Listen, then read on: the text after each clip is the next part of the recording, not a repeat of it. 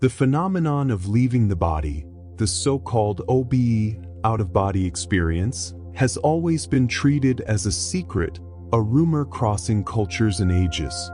For some, fantasy. For others, madness. Yet in the forgotten corners of ancient libraries, it appears recorded as a legitimate map of the invisible. The Egyptians spoke of the soul traveling like a winged bird, detaching from the sleeping body. The Tibetans, in the Book of the Dead, described the bardo, a state between worlds, where the traveler is still alive, yet no longer here. The Pythagoreans mentioned detachment as proof that the soul was not imprisoned in flesh. If so many cultures, so distant, narrated the same signs, was it just collective imagination? Or traces of a real practice, repeated, experienced? The modern age brought skepticism. Scientists called it hypnagogic hallucination. Psychiatrists, a mental escape. But how can coincidences be erased? People who never met, in different continents, report the same sequence. The body falls asleep, but the mind awakens. A wave of vibration rises, sometimes frightening. The sound of silence turns into an inner roar. Then floating. This floating, they say, is no illusion. It is the crossing. It is the point where the ordinary becomes extraordinary. It is when a person discovers they are not only body, but free consciousness. But why does the calling appear always in hours of deep silence? Why does the body, as it falls asleep, open this portal without asking permission? What is Obi really? A rupture of the brain, or an echo of the soul remembering it has traveled before? The ancients called this first state the whisper. The moment when the breath slows and a strange sensation arises, as if the body were larger than it truly is. You can test it today. Lie on your back, take 3 deep breaths, and close your eyes. After a few minutes, focus only on your hands. Feel how they seem to grow, to swell, to expand. This is the omen of detachment. The physical body remains, but the subtle body begins to show signs of movement. It is not a hallucination. It is the beginning of the crossing. It is the frontier between ordinary sleep and the non-sleep of the ancients. But if it is only a whisper, who or what is answering the call? And why did cultures so different describe the same signs of departure? In every ancient tradition where spiritual crossing is mentioned, guardians are mentioned too. The Egyptians described entities watching over the gates of the Duat, the world beyond. The Tibetans, in their Phawa rituals, warned of presences that tested the practitioner. The Pythagoreans spoke of inner sentinels that appeared whenever the soul sought to detach from the body. But these guardians were not external monsters, not dragons waiting at the gate. They were reflections, mirrors. Fear, anxiety, doubt, all appeared as forms, as presences, as figures. Before crossing, the first encounter was with oneself. And here the first great obstacle of the OBE is revealed: fear. The fear of not returning. The fear of losing the body. The fear of going mad. These fears are not illusions. They are guardians. They are the gates asking, "Are you ready?" And if not, the experience shatters into dreams, nightmares, or simply forgetfulness. The ancients knew this. That is why, before the crossing, they prepared symbols of protection. Amulets, mantras, not because the danger was outside, but because the mind needed the feeling of being guarded. One of the most powerful symbols was the Eye of Horus.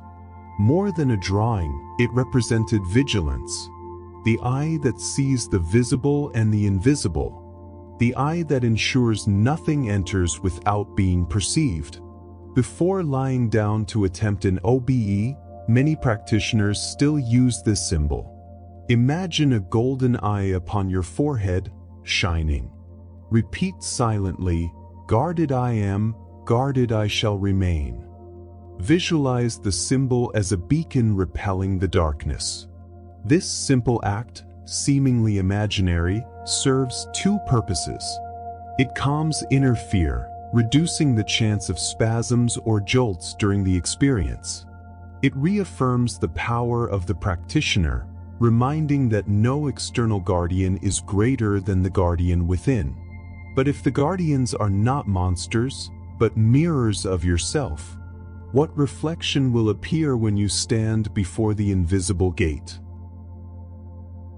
Many who seek the out-of-body experience see the physical body as an obstacle, as a prison of flesh that limits the spirit. But the ancients taught the opposite. The body is the chalice, the vessel that allows the soul to rest, to expand, and at last, to overflow. Without the body, there would be no crossing. Without the body, there would be no anchor. It is the body that sustains the invisible thread. It is the body that keeps the soul connected while daring to explore other planes. That is why preparation for OBE does not begin in the heavens, but in the flesh. In breathing, in cleansing, in the silent reverence for one's own vessel. The Egyptians practiced ritual baths before sleep, believing the water washed not only the skin, but the marks of the day that could weigh on the consciousness. The Tibetans recommended prolonged silence hours before rest, so the mind would not carry noise into the crossing. In Greece, Pythagorean disciples slept on wooden beds, believing that the simplicity of the body at rest made the experience pure.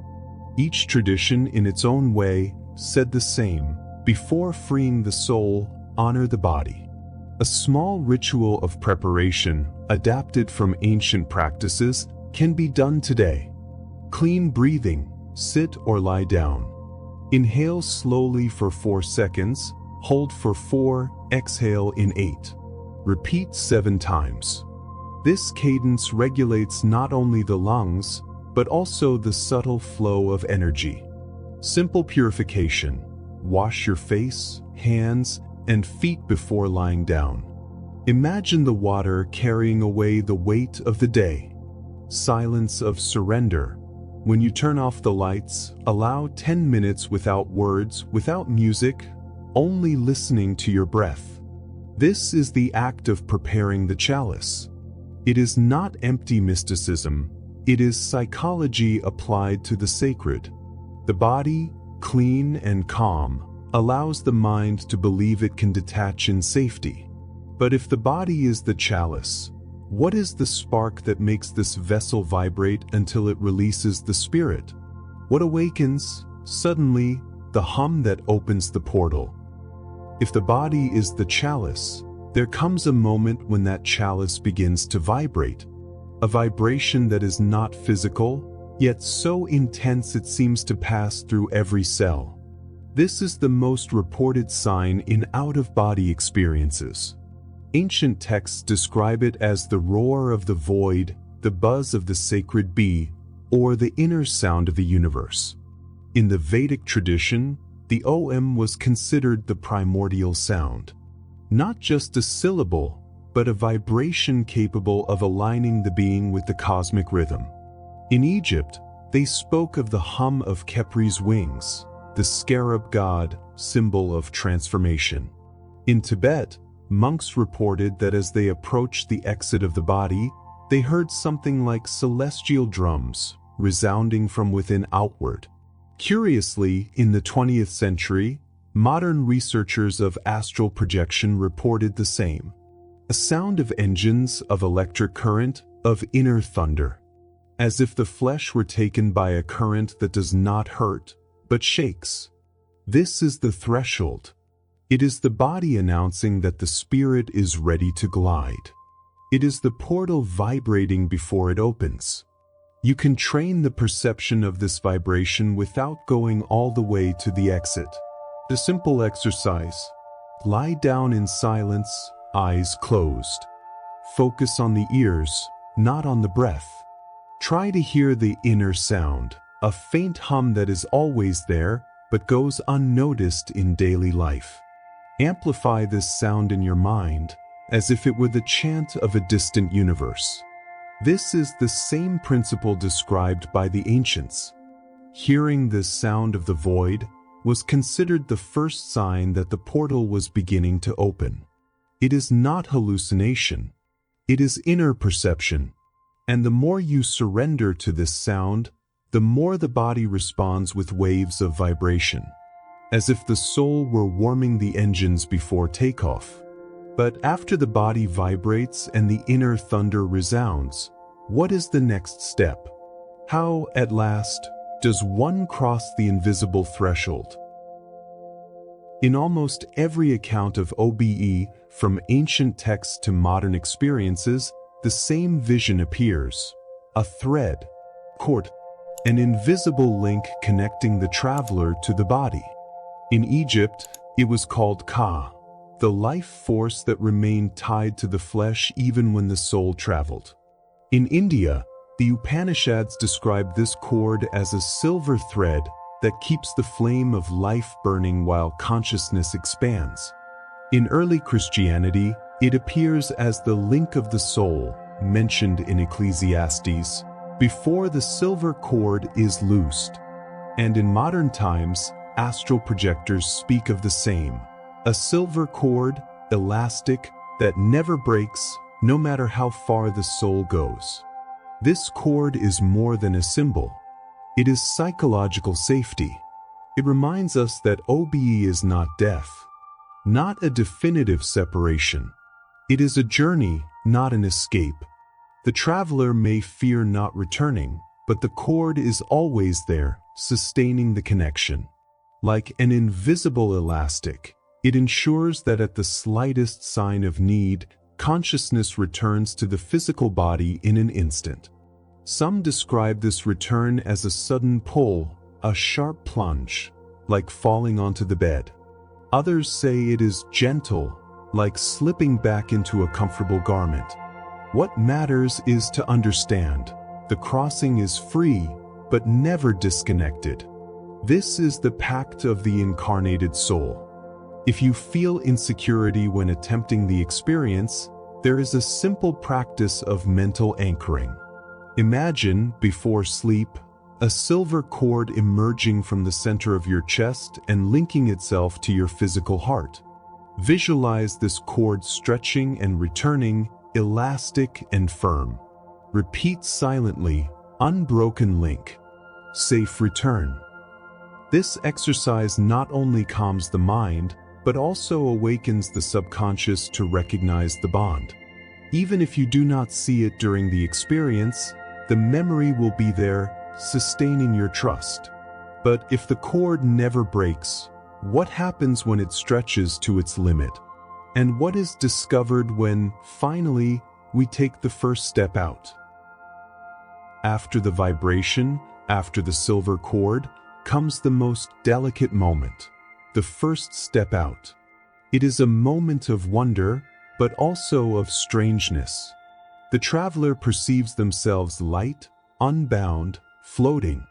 The physical body is still there, motionless, breathing. But consciousness is no longer trapped within it. Ancient accounts describe this moment as the second skin detaching. In Egypt, they spoke of the Ba, the soul that could leave in the form of a bird, hovering above the body. In Tibet, practitioners called it the luminous double, a replica made of light. In Greece, Plato mentioned the idea that the soul, in the state of sleep, could observe the body from above, like a traveler returning to their house to confirm it still exists. And in modern accounts, the description is almost identical: floating slowly upward, feeling the ceiling closer than ever, turning and seeing one's own body lying still, unmoving. It is in this instant that many become frightened. The shock of seeing oneself from outside can interrupt the experience, pulling the soul back into the physical. Others, however, describe a profound ecstasy, as if finally discovering they are not flesh, but consciousness. This first step is not just movement. It is revelation. It is the realization that life exists beyond the skin. A simple practice can prepare the subconscious for this moment. As you lie down, close your eyes and imagine your subtle hand detaching from your physical hand. Visualize this light hand lifting until it touches your own sleeping face. Feel, even if only in your mind, the texture of the skin.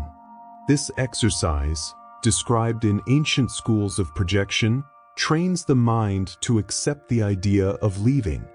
It is like rehearsing a step before the dance. When the real moment arrives, the subconscious will already recognize the gesture, and fear will have less strength. But after floating and seeing yourself from outside, the inevitable question arises. Where do you go? What is the destination of this first crossing? After the first step out, the traveler discovers there is not just one place. The invisible world is not uniform. It is vast, multiple, fragmented into planes. The ancients already spoke of this. Egyptians described the Duat as a succession of gates, cities, and trials. Hindus spoke of the lokas, planes of existence ranging from dense darkness to radiant heavens. Tibetans mentioned the intermediate realms, where symbols, gods, and terrors were, in truth, projections of the mind. But in every tradition, there was a warning: do not get lost. The subtle planes are malleable. What is thought takes form. What is feared appears. What is desired can attract entire labyrinths. That is why symbolic maps were created. Not maps of paper, but instructions for navigation. In medieval grimoires, there was talk of cities of glass. In Hermeticism, of fields of mist. In the Sufi tradition, of suspended gardens. All metaphors of places that both exist and do not exist, reflections of what consciousness is ready to see. The greatest risk is dispersion. To cross without direction is like walking in a desert of mirrors, where every reflection calls, every image distracts. That is why the ancients said, "Carry with you an anchor of intention." Intention is the safest map. If you go out only to wander, you will find labyrinths. If you go seeking light, you will find cities of light. If you go seeking learning, the symbols will appear as teachers. Before sleep, write on a sheet of paper a single word of intention: light, healing, wisdom. Place the paper beneath your pillow. This simple gesture creates a mental anchor that may manifest in the subtle plane. When dispersion threatens, all you need is to recall this word. It will serve as a compass. This is an echo of ancient Tibetan practices, where monks memorized short mantras so as not to get lost in the intermediate realms. But if so many invisible worlds exist, how can one return without fragmenting? How can one bring back what was seen without losing energy, without waking up in pieces? If going out is fascination, returning is challenge. Many are not lost in the departure, but in the return. It is not enough to cross the invisible worlds. One must bring oneself back whole. Ancient accounts always warned, the return should not be abrupt. A forced return can cause exhaustion, headaches, a sensation of heaviness in the muscles, or even lapses of memory upon waking. The conscious return is part of the protocol. It is the closing of the circle. The Egyptians spoke of calling one's own name as a rope of rescue. In Tibet, monks used the breath, a long exhalation, imagined as a flame that rekindles the physical body. In Greece, practitioners describe the sensation of touching their own chest, as if confirming the heart still beat. It was not superstition. They were techniques of reintegration. The physical body, when reoccupied, needs a clear signal to realign with consciousness. Thus, each tradition offered a simple ritual of return. The breath, imagine blowing golden light back into the chest. The touch, visualize your subtle hand resting over the physical heart. The name, repeat silently your own name until the vibration pulls you back. These gestures, seemingly small, were the secret to returning not fragmented, but whole. And when done correctly, awakening is not confusing. Upon opening the eyes, one feels a rare peace, as if having visited another world and brought part of it back. A ritual adapted for any modern practitioner. As soon as you sense the desire to return, take 3 deep breaths. Even outside the body, the mind responds to the command. Visualize roots of light sprouting from your subtle feet, entering into the physical body. Repeat in thought, anchor back, anchor safe. This small gesture creates a direct bridge for reintegration. And upon waking, remain still for a few seconds. Let the memories emerge before moving. It is in this interval that the symbols of the experience are most vivid. But once the memories are brought back, what to do with them? How to distinguish what was dream, illusion, or true testimony of the invisible? The inevitable question arises, how to know if the OBE was real or only a dream? Since ancient times, seekers pursued this seal of proof.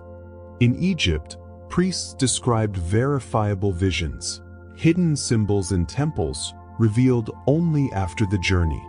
In Greece, the Pythagoreans tested their disciples, asking them to describe details of the room seen from angles impossible for physical eyes. And in modern times, researchers of out-of-body experiences used hidden objects, cards, even phrases placed on top of cabinets, places visible only to those who hovered above the body. Some reports confirmed perception, others did not. And here lies the mystery. The invisible is not proven only by the external. Yes, there are verifiable signs. Seeing a hidden object, hearing a conversation in another room, sensing details that can only be confirmed upon waking. But there are also inner proofs, perhaps more transformative. Those who return from a true OBE bring with them marks that cannot be confused with ordinary dreams. An unusual calm, a sense of detachment from small worries, a silent trust that life is not limited to the body. It is as if the soul had breathed in another air, and upon return, still carried that invisible fragrance. That is why the ancients said, "Do not seek only to prove, seek to transform." For the greatest testimony is not in the object seen, but in the being who returns changed. A simple practice can help distinguish experience from dream. Upon return, remain still for a few moments. Ask yourself, what do I feel now? If there is deep serenity, even without external proof, consider it an inner testimony. If you desire external confirmation, try the classic method. Place an object in a high place, a card, a drawing, a word. Before sleep, set the intention to see from above. Upon return, write down what you remember. Verify upon waking. This small experiment, repeated over time, creates a diary of evidence that blends the invisible with the verifiable. But in the end, perhaps the most important question is not, did I prove it or not? But rather, what did the experience make me become from now on? We arrive at the end of the crossing. What once seemed only a mystery, leaving the body, seeing oneself from outside, crossing invisible planes, reveals itself as something far deeper. The OBE is not escape. It is not a trick, nor a whim of the mind. It is a reunion, a reminder that you were never only flesh, but free consciousness. The ancients already knew this. Behind the rituals, the symbols, and the maps, there was a silent teaching. The infinite is not distant, it is within. The body is the chalice, the cord is the bridge, the portal is the vibration. But the soul is the destination. Every time a person crosses, returns, and integrates, something changes. The fear of death diminishes. Attachment to the superfluous weakens. The sense of belonging to the cosmos grows. That is why the ancients called these practices paths of liberation. Not because they freed only from the body, but because they freed from the illusion of being only body. And here lies the final secret. You do not need to travel far to touch the infinite. It already lives within you. Each heartbeat is a portal. Each breath is a crossing. The protocol is only the key. The door has always been inside. When you close your eyes tonight, remember, it does not matter if you cross or not, if you float or not, if you see or not the silver cord. The simple awareness that your consciousness can expand already changes everything. For the soul is not prisoner, it is traveler. And the call of the free soul never falls silent.